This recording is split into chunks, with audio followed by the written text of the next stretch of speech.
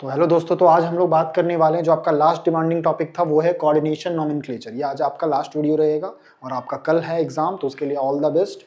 इतना कर लोगे तो ये भी आप 3 मार्क्स पक्का कर लोगे। मैंने अपना ही नोट्स का रखा है जो मैंने पढ़ा था उस समय का, तो थोड़ा सा अगर नहीं दिखेगा तो एडजस्ट कर लीजिएगा। मैं जो बोलूंगा उसको सुन लीजिएगा और पीडीएफ में आपको सारा का सारा दिखने लगेगा, ठीक है। पीडीएफ में आपको सारा का सारा दिखने लगेगा। तो coordination compound basically addition compound होता है। एडिशन कंपाउंड जैसे कि 2 या 2 से अधिक कंपाउंड को मिलाएंगे ना, तो जो बनेगा उसको कहते हैं एडिशन कंपाउंड। और कोऑर्डिनेशन कंपाउंड का एक खास गुण होता है, वो अपना आइडेंटिटी को रिटेन रखता है। पानी में भी डालिएगा तो वो ब्रेक डाउन नहीं होगा। क्लियर है? कोऑर्डिनेशन कंपाउंड ब्रेक डाउन नहीं होता है, और जो ब्रेक डाउन हो जाता है उसको क्या कहते हैं? Double salt. जो नहीं होगा उसको कोऑर्डिनेशन, और जो हो जाएगा पानी में ब्रेक डाउन उसको कहते हैं आपका कोऑर्डिनेशन कंपाउंड। इसमें कुछ पॉइंट्स है जैसे कि complex ion, ligand, coordination number. तो चलिए हम एक एग्जांपल से आपको समझाते हैं। यहाँ पे एक एग्जांपल लिखा हुआ है CuNH3 होल 4। मैं यहाँ पे लिख देता हूँ ताकि आपको क्रिस्टल क्लियर दिखे। CuNH3 whole 4 Cl2। देखिए जो ब्रैकेट के अंदर वाला पार्ट है ना, इसी को कह रहे हैं कॉम्प्लेक्स आयन। कॉम्प्लेक्स आयन या फिर कोऑर्डिनेशन कंपाउंड। जो ब्रैकेट के बाहर रहता है उसको कहते हैं काउंटर आयन। क्या बोलते हैं? Counter ion. ये जो बीच में दिख रहा है मेटल, कॉपर, तो कॉपर को कहते हैं सेंट्रल मेटल एटम या फिर central metal ion. Central metal atom और आयन। क्विक रिवीजन करवा दे रहा हूं क्योंकि इससे क्वेश्चन बन सकता है, 5 मार्क्स में भी आ सकता है, ठीक है। और ये जो है ना अमोनिया जो है उसको कहते हैं लिगेंड्स, और लिगेंड्स के साथ की 4 है उसको कहते हैं हम कोऑर्डिनेशन नंबर। तो वो डेफिनेशन है, एक बार रीड कर लीजिएगा, ये आपका बेसिक सा पॉइंट है। क्लियर है? जो सबसे पहले वर्नर्स नाम के एक साइंटिस्ट थे जिसने सोचा था कि कैसा दिखेगा कोऑर्डिनेशन कंपाउंड, इसके स्ट्रक्चर के बारे में, तो उन्होंने सबसे पहले सोचा था। और इसने 2 टाइप का वैलेंसी दिया था। एक होता है प्राइमरी वैलेंसी जो कि टूट जाता है, आयोनाइज होता है। आयोनाइज कौन सा पार्ट होगा? जो ये वाला पार्ट होता है ना, ये वाला पार्ट टूटता है तो उसको कहते हैं आयोनाइजेबल, और उसको कहते हैं प्राइमरी वैलेंसी। और एक होता है सेकेंडरी वैलेंसी जो कि लिगेंड वाला जो है वो नहीं टूटता, उसको कहते हैं सेकेंडरी वैलेंसी। तो सबसे पहले जो दिया गया था वो वर्नर्स के द्वारा दिया गया था। हर एक मेटल एटम या आयन चाहता है कि वो दोनों वैलेंसी को फुलफिल करे। जो वैलेंसी टूट जाएगा उसको क्या बोलिएगा? प्राइमरी। जो नहीं टूटेगा उसको कहेंगे सेकेंडरी वैलेंसी। और सेकेंडरी वैलेंसी डिटरमाइन करता है ज्योमेट्री, कैसा दिखेगा, स्क्वायर, प्लेनर, टेट्राहेड्रल, ऑक्टाहेड्रल, ये डिटरमाइन करता है आपका सेकेंडरी वैलेंसी। इसी के बारे में कुछ पॉइंट्स लिखा हुआ है, पढ़ लीजिएगा। थोड़ा सा नहीं दिखेगा तो थोड़ा कॉपरेट कर लीजिएगा। पीडीएफ का लिंक आपका टेलीग्राम में भी रहता है और डिस्क्रिप्शन में भी चला जाता है, ठीक है। चलते हैं। जैसे एक क्वेश्चन है, ये क्वेश्चन भी आपके लिए इंपॉर्टेंट है, थोड़ा देख लीजिएगा। कभी आज तक आया नहीं है, सीबीएसई में पूछा, इवन मेंस में पूछ दिया है, तो आप इसको थोड़ा सा देख लीजिएगा। जैसे PdCl2 4 अमोनिया है, इसको पहले जब लिखते थे ना तो ऐसा करके नहीं बनाते थे ब्रैकेट टाइप का। वर्नर्स के समय में सारे को ऐसे ही लिख देते थे। तो बोलता है मोल्स ऑफ AgCl प्रेसिपिटेटेड, मतलब इसके साथ अगर AgCl AgNO3 के साथ रिएक्शन कर रहे हैं ना तो टूट रहा है, तो इसमें से कितना मोल्स टूटा है, टूट के कितना मोल AgCl बनाया है? तो देखिए 2 मोल। तो जो टूट गया, तो इसका जो टूट गया उसको कौन सा वैलेंसी बोलिएगा? Primary valency. और जो नहीं टूटा उसको क्या कहेंगे? Secondary valency. तो अमोनिया कितना है? 4। तो इसका सेकेंडरी वैलेंसी क्या होगा? देखिए 4। जो टूट गया उसको कहेंगे प्राइमरी, तो इसका भी प्राइमरी वैलेंसी 2 0 1 0 प्राइमरी वैलेंसी। और जो नहीं टूटा तो 2 टूट गया है, सेकेंडरी वैलेंसी कितना हो जाएगा? 6। प्राइमरी वैलेंसी 0 है तो 2 यहां पे और 4 यहां पे, 6। प्राइमरी वैलेंसी 1 है, मतलब 1 टूट गया तो 2 यहां से बचा और 4 यहां से, तो 4 और 2 6। यहां पे 0 है तो 2 इधर और 2 इधर, 4।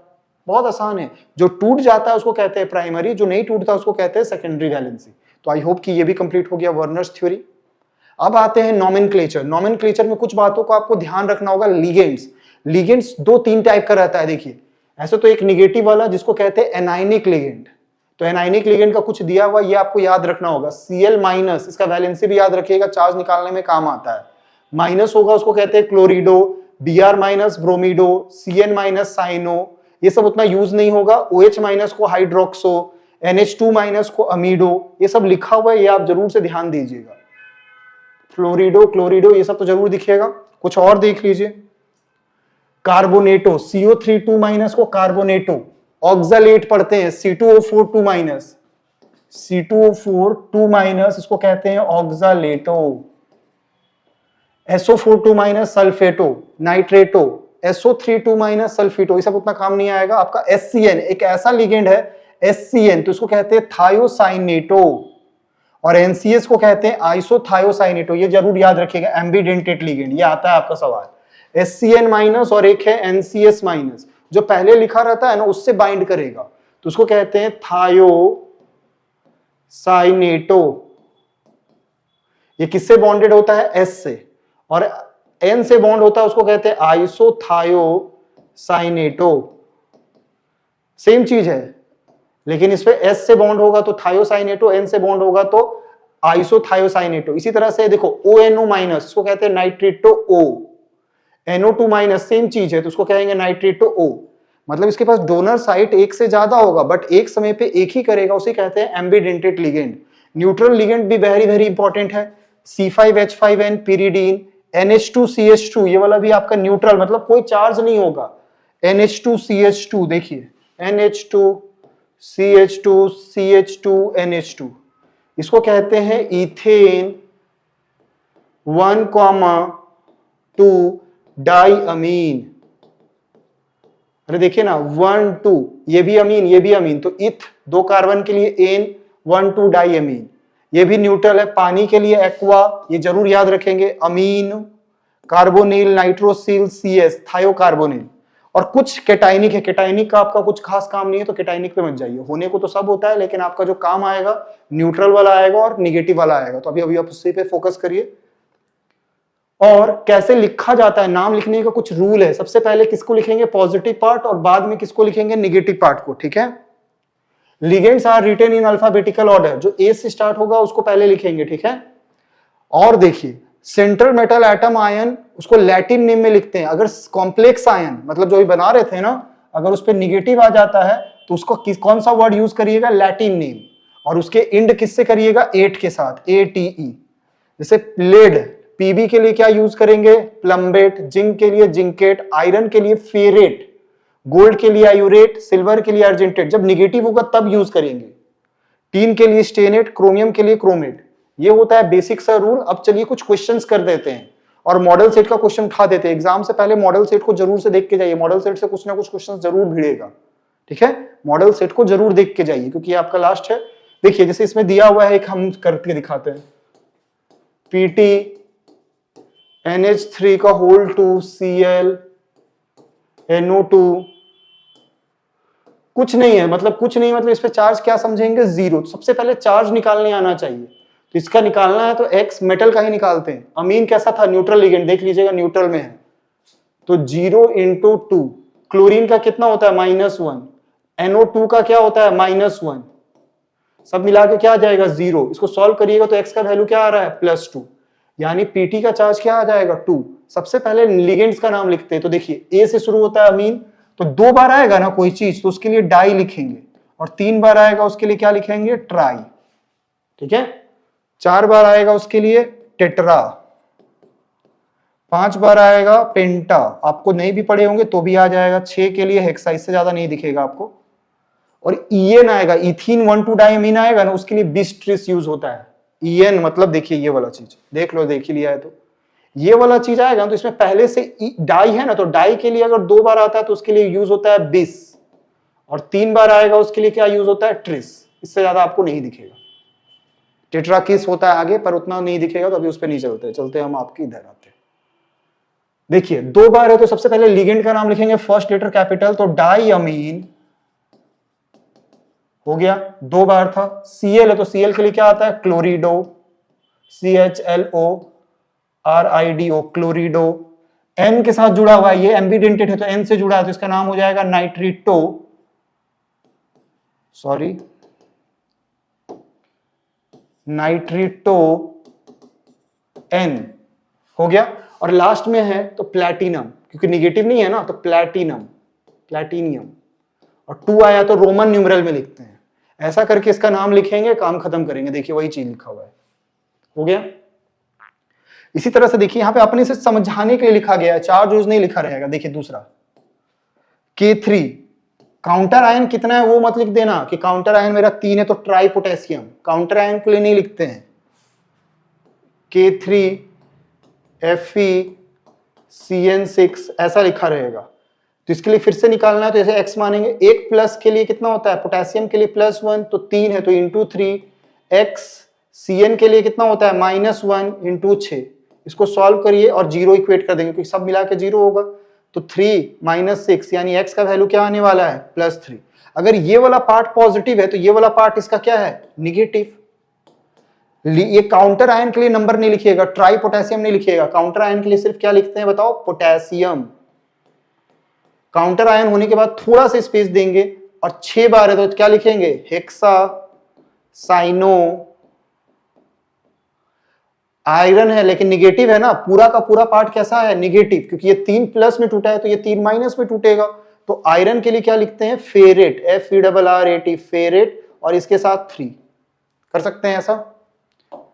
इसी तरह से कुछ क्वेश्चंस बनाया है, कुछ क्वेश्चंस को अपने से देखना, और जो हम कुछ क्वेश्चंस तो मैंने बता दिया है, और जो 3 क्वेश्चन है जो कि आपका सैंपल पेपर में दिया है उसको मैं करके दिखा देता हूं, और बाकी प्रैक्टिस कर लेना। PDF आपके पास अटैच रहेगा, ज्यादा लंबा खींच नहीं रहे हैं।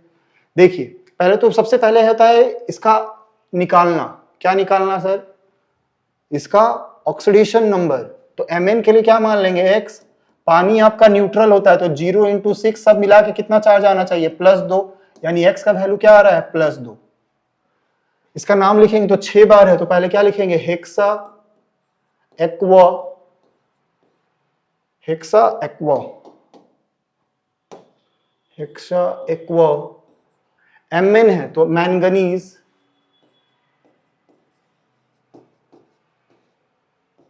और 2 है तो 2, और आयन क्योंकि चार्ज है ना तो चार्ज रहने से वजह से क्या लिख देते हैं आयन।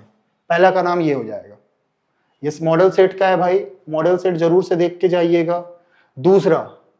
दूसरा में है, सबसे पहले अमीन शुरू होता है ना, ए से शुरू होता है तो ए, डाई ट्राई सबको नहीं काउंट करते अल्फाबेटिकल में, तो 4 बार है तो इसको लिखेंगे टेट्रा अमीन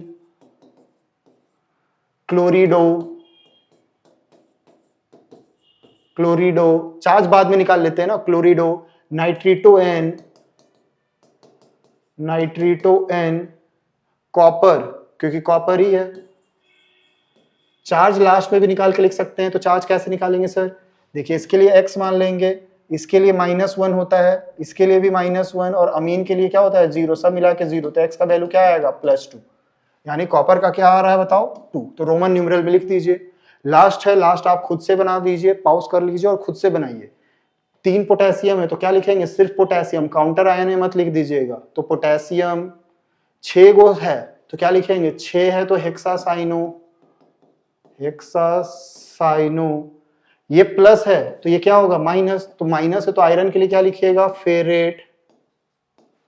और वैलेंसी निकालना है तो कैसे निकालेंगे, इसके लिए हो जाएगा +1 × 3, इसके लिए x, और इसके लिए क्या हो जाएगा -1 × 6। सबको सॉल्व करेंगे तो x का वैल्यू क्या आ जाएगा +3। तो यहाँ पे कितना आ रहा है 3, कर सकते हैं। तो इस तरह का क्वेश्चन है, हिंदी में भी था इंग्लिश में भी था, ये आप क्वेश्चन जरूर से कर लीजिए। और देखिए कुछ क्वेश्चंस आप जरूर से करके जाइएगा। बायोमोलिक्यूल्स में क्या क्या इंपॉर्टेंट है, क्योंकि ये लास्ट वीडियो है ना, तो बायोमोलिक्यूल्स को जरूर से देख लीजिएगा। DNA RNA difference, DNA RNA किया हुआ था लेकिन उसमें दिख नहीं रहा था तो PPT में देख लीजिएगा। इसमें कौन सा बेसिस इन्वॉल्व होता है वो भी देख लीजिएगा, AGCT AGCU वाला बेसिस कैसा होता है वो जरूर से देख लीजिएगा। फिर उसके बाद मोनोसैकेराइड का definition, monosaccharide, oligosaccharide, oligosaccharide, glucose का रिएक्शन देख लीजिएगा, ग्लूकोज रिएक्शन। फिर उसके बाद आपका ग्लोबुलर और फिब्रस प्रोटीन देख लीजिएगा, globular and fibrous protein.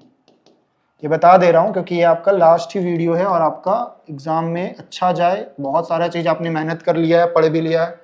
Globular fibrous हो चुका है, और क्या है DNA RNA तो हो चुका है। रिड्यूसिंग नॉन रिड्यूसिंग देख लीजिएगा, reducing sugar non reducing sugar, reducing non reducing, कहीं से भी डेफिनेशन देख दीजिए। और पेपर खाली मत छोड़िएगा, कुछ ना कुछ लिख के आइएगा इसी से मिलता जुलता। अगर कुछ क्वेश्चंस नहीं आता है तो आप इससे मिलता जुलता जरूर लिखेंगे, ठीक है। और बस मॉडल सेट को कर लीजिएगा। इसी के साथ हम लोग मिलेंगे नेक्स्ट में, बाकी सब तो कंप्लीट ही करवा दिया है आपका। इसी के साथ धन्यवाद, मिलते हैं नेक्स्ट वीडियो में। और आपका क्या बोलते हैं? पेपर को कंप्लीट कर लेना, पेपर आपका अच्छा जाएगा ये